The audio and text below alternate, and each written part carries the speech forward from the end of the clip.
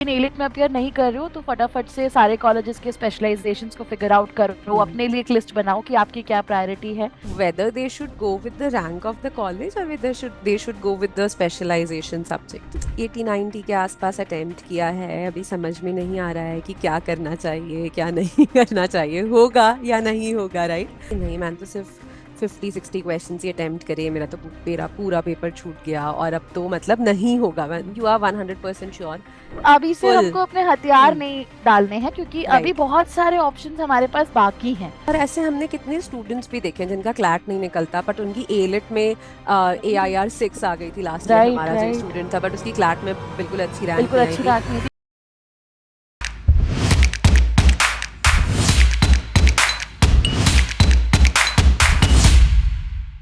Hi guys, welcome back to the YouTube channel of legal edge after college. मैं हूं Mansi. Hi guys, मैं हूँ युवाक्षी।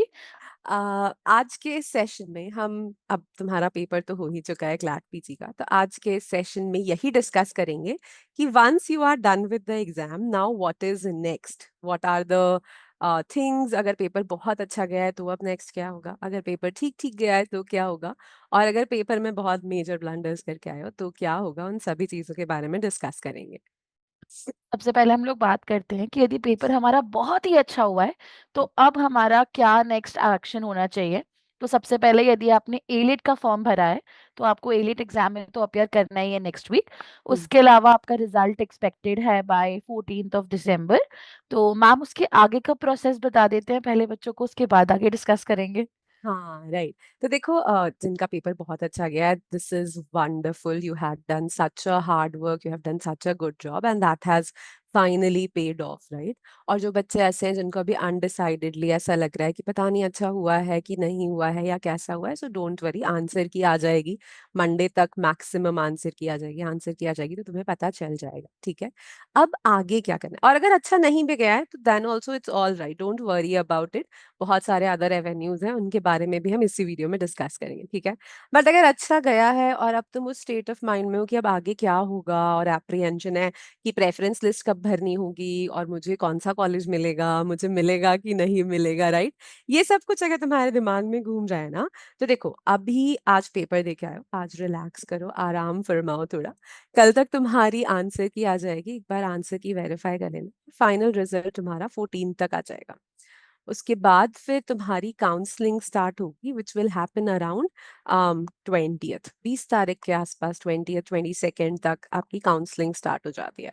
तो वो काउंसलिंग प्रोसेस जब आएगा, काउंसलिंग डॉक्यूमेंट आएगा, तो उससे रिलेटेड हम एक डिटेल्ड वीडियो भी लेके आएंगे, we will discuss the entire counselling process. तो हम वो तुम्हें वहां पर पूरा प्रॉपरली समझा दें, ठीक है? अभी पेपर अच्छा गया है तो आराम करो। अगर एलिट का पेपर देना है तो आज रेस्ट करके कल से वापस एलिट के लिए तैयारी चालू करो, और कल आंसर की से अपने आंसर्स को वेरीफाई कर लेना, ठीक? अब अगर And तुम, meanwhile, you can also check the specializations of the colleges now, since हाँ, you're done with right, the paper, of कि अब कोर्स। आपकी क्या प्रेफरेंस है। क्योंकि हम्म। फिर आपको विंडो मिलेगा 2 दिन का प्रेफरेंस लिस्ट भरने का भी बिफोर हाँ। Counselling process. तो आप मीनवाइल यदि आप एलिट अपेयर कर रहे हो तो एलिट की प्रेपरेशन करो, लेकिन एलिट में अपेयर नहीं कर रहे हो तो फटाफट से सारे कॉलेजेस के स्पेशलाइजेशंस को फिगर आउट करो, हम्म। अपने लिए एक लिस्ट बनाओ कि आपकी क्या प्रायोरिटी है।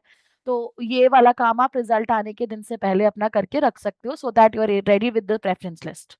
हाँ मैम, यूजुअली कब ओपन होता है वैसे ये प्रेफरेंस लिस्ट यूजुअली वाला? रिजल्ट आने के साथ में ही वो जो विंडो आती है उसी के साथ हम्म। 2 डेज के विंडो के अंदर वो लोग बोलते हैं कि आप अपना प्रेफरेंस लिस्ट फिल कर दो। फिर हाँ, काउंसलिंग की रैंक और वो सब कुछ आपका स्टार्ट हो जाएगा।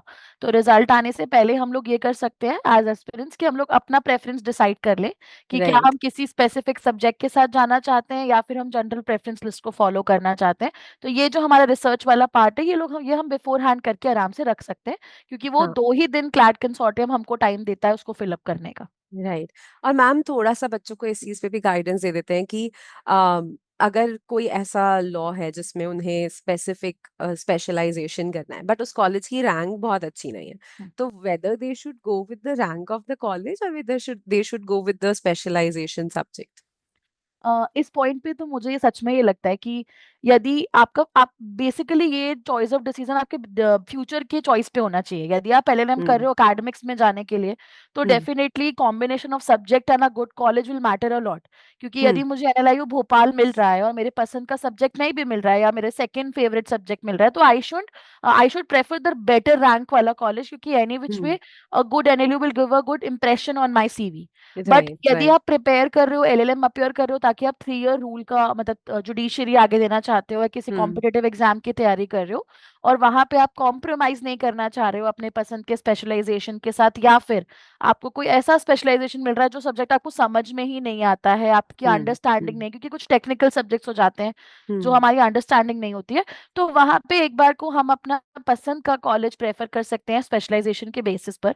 बट हम्म मेरे हिसाब से जनरल एडवाइस हमेशा यही होती है that we should go with the better rank national college university and या rank college. Yes so my advice is also similar अगर थोड़ा बहुत सब्जेक्ट ऊपर नीचे हो रहा है if there is a specialization जो थोड़ा सा फिगर आउट कर सकते हो तो always go with the college which has a better rank instead of a better specialization so that's always recommended right अब उन लोगों की बात कर लेते हैं जो बहुत अनडिसाइसिव मोड में चल रहे हैं कि मैम 80-90 के आसपास अटेम्प्ट किया है अभी समझ में नहीं आ रहा है कि क्या करना चाहिए क्या नहीं करना चाहिए होगा या नहीं होगा राइट उन लोगों के लिए एक स्पेसिफिक एडवाइस है मेरी देखो अभी एलेट आ रहा है उसके बाद सिम्बी का पेपर आ रहा है पढ़ना बंद मत करो right that is the first and foremost advice कि जब तक रिजल्ट नहीं आ रहा है क्लैट का तब तक कम से कम तब तक अपनी पढ़ाई चालू रखो है ना मैम एग्रीड, एग्रीड। और हमें अभी से ये सोचना नहीं चाहिए, क्योंकि कभी कभी मैंने क्लैट में पिछले कुछ एक्सपीरियंस जो हमारे हुए हम्म हैं लास्ट 3-4 इयर्स में, हम्म उसमें ये देखा है कि ऐसा बच्चा जो 80-90 अटेम्प्ट करके आया है लेकिन उसका एक्यूरेसी बहुत अच्छा है, तो वो बहुत अच्छी ऑल इंडिया रैंक लेकर बाद में आ जाता है। तो हाँ आई थिंक राइट कि अभी से ये सोच के आज पेपर देने के बाद ये नहीं सोचना चाहिए हमें कि हम तो बीच में फंस गए, या हम्म कल आंसर की देख के हमें लग रहा है कि हम तो 60-70 पे स्टक हो गए हैं, तो हमें हम्म तो अब कॉलेज ही नहीं मिलेगा। तो आई थिंक जो अनडिसाइसिव रेंज में है उनको अपनी अप्रोच बहुत पॉजिटिव रखनी चाहिए अभी भी। उनको अपनी तैयारी कंटिन्यू करनी चाहिए, सबसे पहले एलेट को फोकस करें, फिर नेक्स्ट एग्जाम को फोकस करें। मीनवाइल हमारी ऑल इंडिया रैंक आ जाएगी तो फिर वो अपना डिसीजन लेके अपने पाथ को डेविएट कर सकते हैं if they want. Right but then they should continue preparing with the same zeal they were doing that for CLAT PG.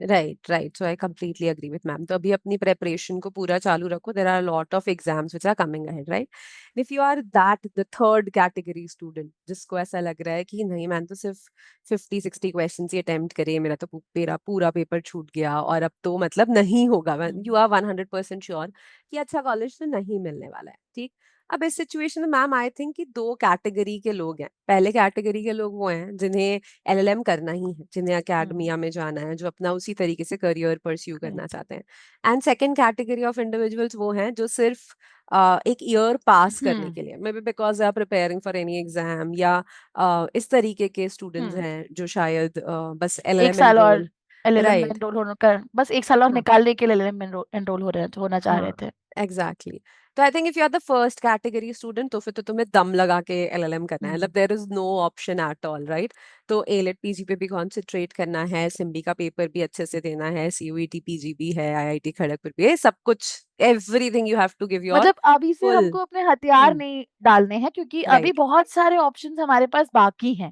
तो यस हमें अपने प्लान बी की तरफ पॉजिटिव होना स्टार्ट हो जाना चाहिए।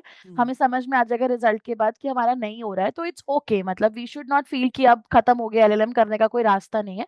इसके बाद I think we should go for plan B. दो स्टूडेंट्स हु आर देयर, उन्हें प्लान बी की तरफ अपना रास्ता चेंज डाइवर्ट कर लेना चाहिए, and they should start preparing for other examinations for all other upcoming papers. Right right तो बस यही जो मैम ने बोला एग्जैक्टली exactly, कि अपने ऑप्शन बीज की तरफ जाओ and CLAT was just the first exam for right. LLM entrance अभी तो सारे बाकी हैं तो सारे एग्जाम्स की तरफ कॉन्सेंट्रेट करो अगर जो 4-5 महीने की मेहनत करी है जो पढ़ाई करी है वो पढ़ाई नेक्स्ट एग्जाम्स में भी काम आएगी ही आएगी तो डोंट डेफिनेटली लूज काम आएगी। फेथ हाँ बहुत अपने आप को अंडर एस्टिमेट मत करो हम्म, अंडर कॉन्फिडेंट मत हो जो भी पढ़ा है that is going to be of use definitely definitely, right.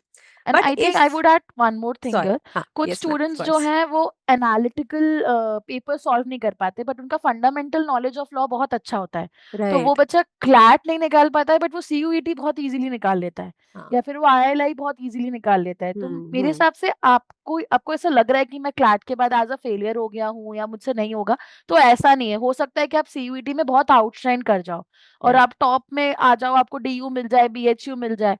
तो हम्म. प्रेपरेशन कंटिन्यू करना अपनी कैपेबिलिटी के हिसाब से डिसाइड करके बहुत इंपॉर्टेंट भी है इस पॉइंट ऑफ टाइम पे.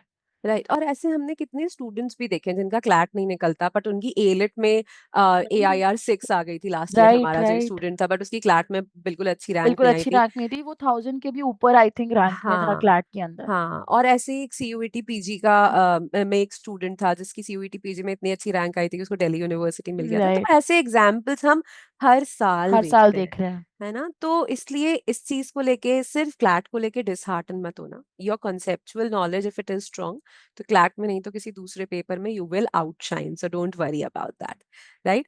And if you are that second category student जो सिर्फ एक ईयर पास करने के लिए LLM हम्म. कर रहे थे, then what do you think ma'am, क्या करना चाहिए ऐसे लोगों को? इस सिचुएशन में मुझे ये लगता है कि उनको भी एक बार ट्राई करना चाहिए for other hmm. LLM entrance examinations, कि हम्म. बिल्कुल मतलब सीयूईटी दे देंगे, खड़गपुर दे देंगे, आईएलआई दे देंगे, आगे हम्म. चलकर सिम्बायोसिस ट्राई करेंगे. हम्म. निकल जाता है तो वेल एंड गुड, और यदि उनको उनके पसंद का कॉलेज मिल रहा है जहां पर वो जो भी चीजें एक्सपेक्ट कर रहे थे, तो उनको दे should continue with their LLM.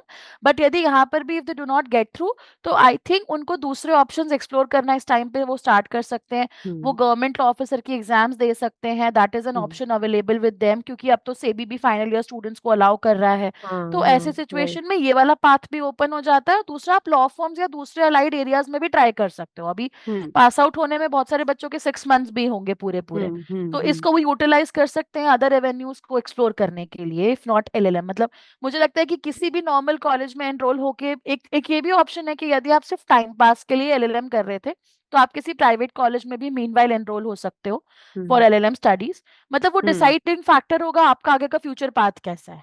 हाँ. हाँ, तो मुझे भी यही लगता है. देखो, अगर डिसाइडेड है कि जुडिशरी करना है और 3 साल LLM जो कर रहे हैं अपन, वो सिर्फ 1 ईयर हम्म. प्रैक्टिस में इंक्लूड होने के लिए कर रहे हैं, तो सिंपल है कि किसी भी कॉलेज में एनरोल कर लो, है ना. अगर किसी स्पेसिफिक कॉम्पिटिटिव एग्जाम को टारगेट कर रहे हो, तो अभी देते रहो LLM के एग्जाम्स भी, बट अपनी प्रेपरेशन स्टार्ट कर दो. तो जो भी हम्म. तुम्हारा एम है, अगर सेबी देना है, IBPS देना है, या जुडिशियरी, जो भी एम है, start preparing for that exam, but simultaneously keep on giving LLM entrance exams also. क्योंकि अगर किसी अच्छे कॉलेज से LLM हो जाएगा, तो अच्छा ही रिफ्लेक्ट करेगा तुम्हारी CV राइट. पे, कुछ बुरा तो नहीं करेगा. बट अगर अल्टीमेटली डिस्ट्रैक्शन जैसा फील हो रहा है, तो नेक्स्ट ईयर फिर किसी भी कॉलेज से एनरोल कर लेना LLM. कोई बहुत ज्यादा मेजर फर्क नहीं पड़ेगा, ठीक है. तो आई थिंक यही पीसेस ऑफ एडवाइस है हमारी तरफ से तुम्हारे लिए. If you're looking out for any courses for government law officer exams, IBPS, SEBI या UGC नेट की प्रेपरेशन अगर कर रहे हो, तो विजिट toprankers.com और give us a call at 6363286363. Ma'am, कुछ लास्ट मिनट आपको बच्चों को कहना है? अब lastly I just want to say कि ये सिर्फ एग्जाम्स है. आपका फेलियर राइट. होता है या पास करते हो, but this will not decide your future at all. मतलब yes. Definitely this will add in your future career and everything. But then I don't think so कि आपको इससे डिसहार्टन होना चाहिए. आपको इस जर्नी से भी कुछ सीखना चाहिए. If you fail and if you excel तो बहुत अच्छी बात है. नेक्स्ट स्टेप पे फोकस करो, यूजीसी नेट की तैयारी चालू कर दो 6 मंथ्स के यस. अंदर. राइट. और फेल भी कर रहे हो तो भी कोई बात नहीं है, बहुत सारे options and this is not the end. Yes, this is just a speed breaker in your journey. Right. Right? Okay, guys, take care. Bye bye. Have fun today. You deserve it. Bye guys. Bye, guys.